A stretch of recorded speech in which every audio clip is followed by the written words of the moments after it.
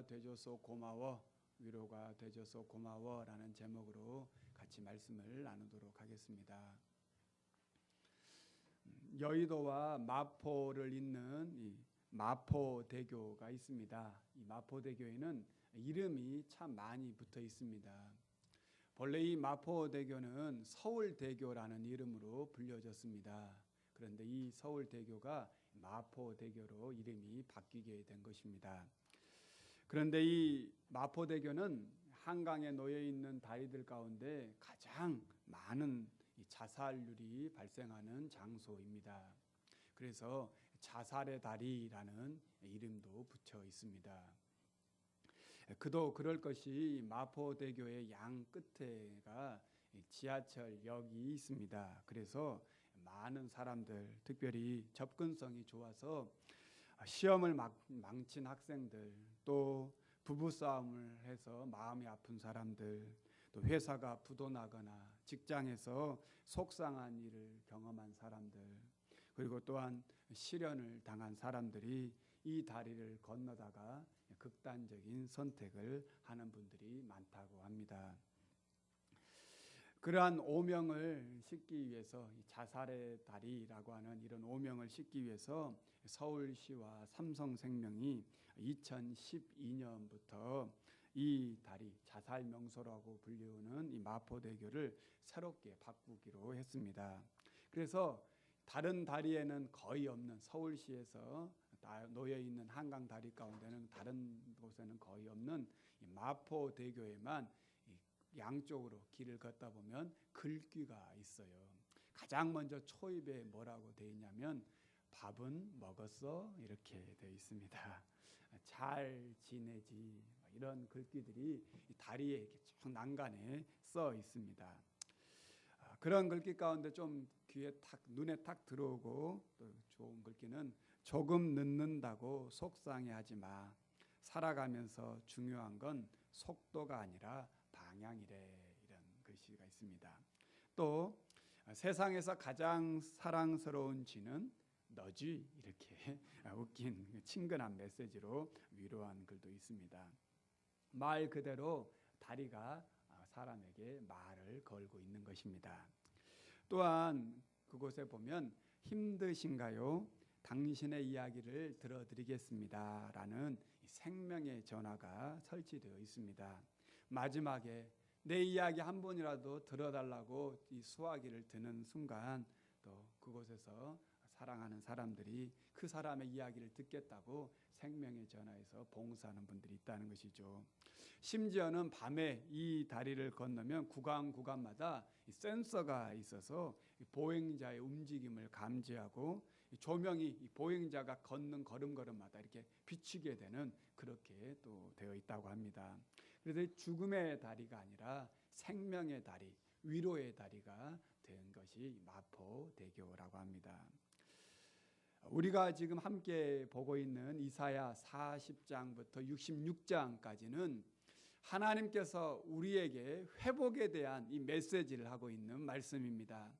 1장에서 39장까지는 하나님의 심판이 중심이라면 40장에서 66장까지는 회복에 대한 메시지인데, 그 가운데 오늘 우리가 읽은 이사야 40장은 위로의 말씀이 기록되어 있습니다.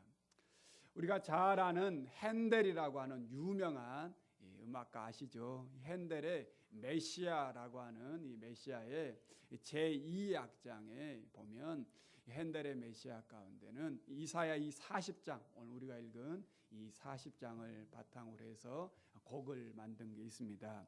Comfort ye my people이라고 하는 곡입니다. 한번 집에 가셔서 한번 들어보시길 바라겠습니다.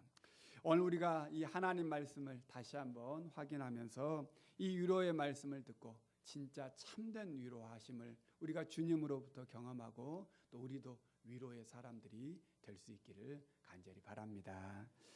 먼저 이 위로라는 말을 우리가 먼저 한번 살펴보기를 원합니다. 이 위로라고 하는 말은 히브리 말로 나함이라고 하는 단어입니다. 이 나함이라고 하는 단어는 무슨 뜻이냐면 숨쉬다라는 뜻이 있어요. 그리고 뉘우치다라는 뜻이 있습니다. 그리고 헬라어로는 파라칼레오라고 하는 단어를 쓰는데, 파라는 곁에라는 뜻이고 칼레오, 칼로스 해가지고 부르다라는 뜻입니다. 그래서 곁에서 부르다, 격려하다라고 하는 뜻입니다. 우리말 사전에는 이 위로라는 말을 이렇게 정의하고 있습니다. 따뜻한 말이나 행동으로 괴로움을 덜어주거나 슬픔을 달래줌이라고 정의하고 있습니다. 여기에 이 단어에 중요한 의미가 있습니다. 위로라고 하는 말은 다시 숨을 쉬게 해준다는 뜻이에요. 우리가 너무 힘들고 너무 답답할 때 어떻게 해요? 숨쉬기조차 곤란하다, 숨을 쉴 수가 없다라고 할 때 그런 마음이 있지 않습니까? 그때 위로는 다시 숨을 쉬게 해준다는 거예요. 우리 성경에 보면 많은 인물들 가운데, 성경 인물 가운데 노아라는 인물이 있습니다. 노아. 이 노아라고 하는 이 이름은 나함에서 나왔습니다. 그래서 노아라고 하는 이름의 뜻이 위로자다라는 뜻이에요. 그런데 노아의 인생을 한번 보세요. 노아의 뭐 다른 것보다는 노아는 이 세상이 하나님의 심판으로 다 물로 심판받을 때에 유일하게 호흡했던 그 가정입니다. 말 그대로 호흡할 수 없는 그 인생 속에서 호흡할 수 있는 사람, 바로 그 사람이 위로자, 위로라는 뜻입니다. 그리고 무엇보다도 참된 위로자이신 이 하나님을 다시 볼 수 있게 하는 것, 이것이 위로입니다. 오늘 이사야 40장 1절 말씀을 보시면 우리 성경에는 너희의 하나님이 이르시되 너희는 위로하라, 내 백성을 위로하라 이렇게 되어 있지만 본래 원문에는 어떻게 되어 있냐면 나하무, 그러니까 위로하라, 위로하라가 먼저 되어 있어요. 위로라는 말이 먼저 있다는 거죠. 위로를 더 강조하고 있는 말이에요. 그러니까 시작하자마자 위로하라 이렇게 강조하고 있다는 것입니다. 무엇보다도 이 위로라고 하는 말은 하나님께서 괜찮아, 이젠 괜찮아라고 말씀하시는 말씀이라고 할 수 있습니다. 하나님께서 괜찮다라고 하는 이 위로를 하시는 근거가 있습니다. 오늘 2절을 한번 보십시오. 2절 말씀을 다시 보시면 이렇게 말합니다. 너희는 예루살렘의 마음에 닿도록 말하여 그것에 외치라. 같이 한번 읽겠습니다. 그 노역의 때가 끝났고 그 죄악이 사함을 받았느니라. 그의 모든 죄로 말미암아 여호와의 손에서 벌을 배나 받았느니라 할지니라 하시니라. 이스라엘 백성들이 그들의 죄로 인해 바벨론으로 끌려가게 되었습니다. 이제 70년의 세월이 지났고 그 비참한 시간이 이제 다 끝났다는 것입니다. 그래서 하나님께서는 위로하시겠다는 것이죠. 위로는 하나님의 죄 사함으로부터 시작된다는 것입니다. 하나님의 이 죄에 대한 하나님의 진노는 우리에게 회개를 불러일으킵니다.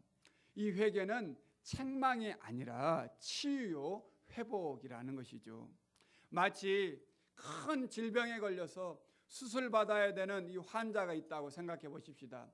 그 환자가 전적으로 의사를 믿고 그 수술대에 들어가서 수술을 다 하고 나서 이제 그 수술 끝나고 의사가 어떻게 해요? 괜찮습니다. 이제 괜찮습니다. 수술 잘 되었습니다. 바로 이 말하는 것, 이것이 위로라고 하는 것이죠. 그런데 오늘 우리가 이 본문을 읽으면서도 여전히 우리 마음에 와 닿는 게 있습니다. 지금 절망적이고 희망이 없는데 어디서 위로를 찾고 어디서 희망을 볼 수 있겠느냐라고 하는 것입니다. 우리의 상황은 여전히 변함없고 우리의 상황은 여전히 이 모습인데 어디서 위로를 찾겠냐라는 것입니다. 오늘 본문은 그래서 우리에게 이렇게 말합니다. 9절입니다. 9절 하반절을 보시면 이렇게 말하고 있습니다. 너희의 하나님을 보라. 너희의 하나님을 보라. 한번 따라하겠습니다. 너희의 하나님을 보라. 예, 하나님을 보라라고 말하고 있습니다. 그러면서 구체적으로 하나님이 어떠한 분이신지 또 하나님께서 어떻게 역사하시는지를 10절에서 11절에 우리에게 이렇게 말씀하고 있습니다. 10절과 11절 말씀을 같이 한번 함께 한 목소리로 읽어봅시다. 보라, 주 여호와께서 장차 강한 자로 임하실 것이요 친히 그의 팔로 다스리실 것이라. 보라, 상급이 그에게 있고 보응이 그의 앞에 있으며 그는 목자같이 양떼를 먹이시며 어린 양을 그 팔로 모아 품에 안으시며 젖먹이는 암컷들을 온순히 인도하시리로다. 아멘. 하나님께서 보응하시고 하나님께서 다스리시며 상급을 베푸시며 무엇보다도 목자같이 양떼를 먹이시고 어린 양은 팔로 모아 안으시고 젖먹이는 암컷들을 온순히 인도하신다라고 말씀하고 있습니다. 여기에 놀라운 하나님의 위로하시는 손길이 있습니다. 특별히 11절을 보시면 목자같이 양떼들을 먹이시고 어린 양은 어떻게 한다고요? 팔로 모아 안으시고 젖먹이는 암컷들은 어떻게 해요? 온순히 인도하신다. 온순히 인도한다는 것은 조심스럽게 인도한다, 다룬다는 말이에요. 각자 하나님의 위로하시는 것은 보편적인 말씀으로도 위로하시지만 한 사람 한 사람 양떼같이, 때로는 어린 양같이, 때로는 새끼를 품는 이 양같이, 암컷 양같이 하나님께서는 각자를 하나님께서 위로하시고 그들에게 맞게 양육하신다라고 하는 것입니다. 좀 더 강조하여서 하나님께서는 오늘 29절에서는 이렇게 또 말씀하고 있습니다. 29절을 보시면 이렇게 말합니다. 피곤한 자에게는 능력을 주시며 무능한 자에게는 힘을 더하신다라고 말씀하고 있습니다. 그러면서 하나님께서 내가 누구인지를 이렇게 설명하고 있어요. 40장 12절에서 14절에 보시면 누가 이 모든 것을 창조했나 보라. 누가 이 모든 것들을 다스리는가 보라. 누가 계속해서 누가 이 세상을 다스리는 분인지를 확인해 보라고 우리에게 말씀하고 있습니다. 또한 이사야 41장 2절과 또 4절에 보시면 또 계속해서도 누가 동방에서 사람을 일깨워 공의로 그를 불러 다스리겠느냐. 또 4절에도 보시면 이 일을 누가 행하였으며 누가 이루었느냐. 누가 처음부터 만대를 불러내었느냐. 나 여호와라. 처음에도 나요 나중에 있을 자도 내가 곧 그니라라고 말씀하고 있습니다. 그런데 우리는 여전히 하나님께 불평합니다. 하나님께서 나를 잊으신 것은 아닌가? 내가 무슨 일이 있는지 하나님은 관심조차 두지 않고 계시는 건 아닌가? 이런 생각을 할 때가 있습니다. 오늘 이사야 40장에서는 결코 그렇지 않다라고 말합니다. 하나님은 언제나 우리와 함께하고 계시다라고 말씀하고 있습니다.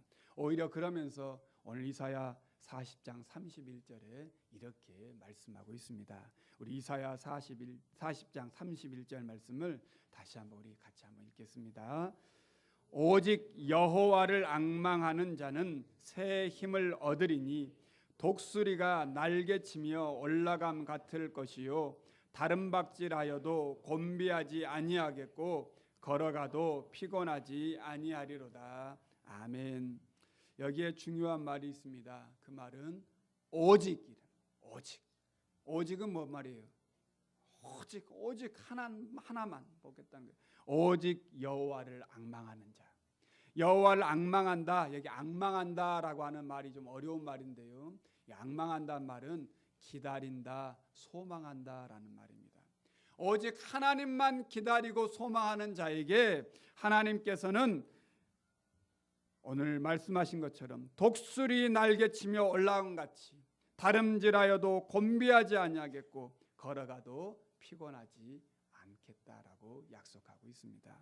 그러므로 예수 그리스도를 믿는 우리에게 필요한 것은 믿음입니다. 믿음이 중요합니다. 이 땅에 육신으로 오신 예수님께서 하나님이 어떠한 분이신지 우리에게 보여주셨습니다. 그리고 우리에게 내주하시는 이 성령님께서 언제나 우리와 함께하고 계십니다. 그 하나님께서 오늘 약속하고 있어요. 오직 여호와를 앙망하는 자는 새 힘을 얻을 것이다. 이사야 41장 10절에서는 더 강력하게 우리에게 이렇게 말씀하고 있습니다. 이사야 41장 10절 말씀, 우리가 잘 아는 말씀입니다. 같이 한번 읽어보겠습니다.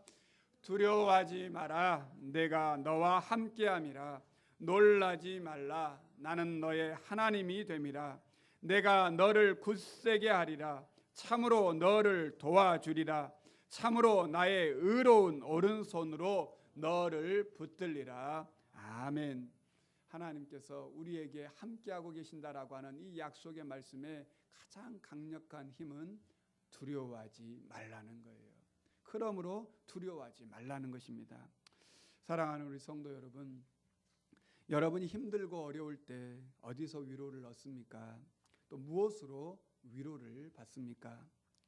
다시 하나님을 바라볼 수 있기를 바랍니다. 하나님을 소망하십시오.